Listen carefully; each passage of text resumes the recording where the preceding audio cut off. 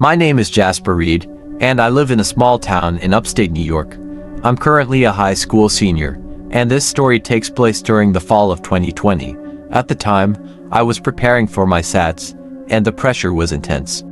My cousin, Declan, who was studying for his college entrance exams, stayed with us because there was a good prep center nearby. We often stayed up late studying, sometimes past midnight.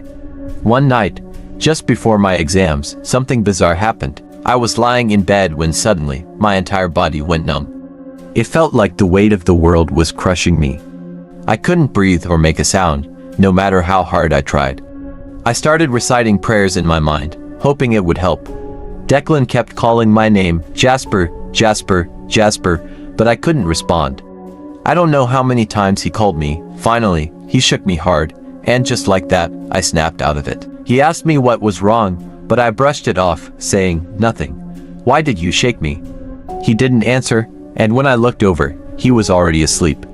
I didn't say anything more and eventually fell asleep. The next morning, I told my mom, Eleanor, about what happened.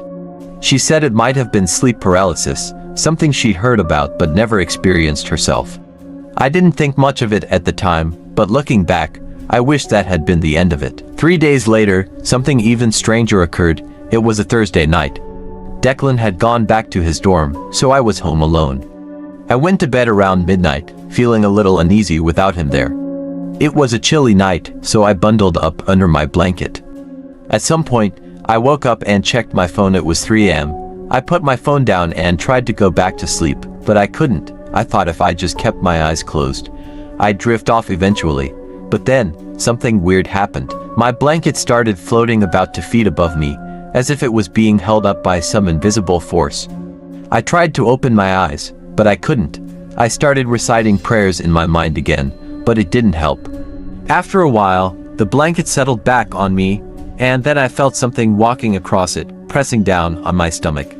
I was terrified but still couldn't move or open my eyes. I kept reciting prayers, and eventually, the sensation faded. When I finally opened my eyes, I wasn't prepared for what I saw. There was a faint, glowing light under my blanket, and I froze in fear. I saw something that looked like a dark, tail-like shadow emerging from my pillow, about 3 feet long. The light and the shadow seemed to merge, and my body was drenched in sweat despite the cold night. I couldn't make sense of what I'd seen, and honestly, I still can't. The next morning, I told my family everything, and they were deeply concerned. The following day, my mom brought in a local spiritual healer named Maggie.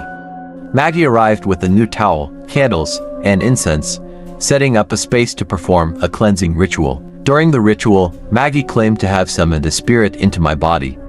I don't remember much of what happened next, but according to Declan, who was there, I started speaking in a tiny, childlike voice. Maggie asked, "Why are you doing this to this boy?" The spirit supposedly replied, 30 years ago, something happened with his father. There was a dark spirit attached to him, and one day, his father stopped breathing and nearly died. Everyone thought he was gone, but someone realized he was still alive. A healer cured him, and the spirit left his father and entered his son. After hearing this, I blacked out. I don't know how long I was unconscious, but when I woke up, I was back in bed.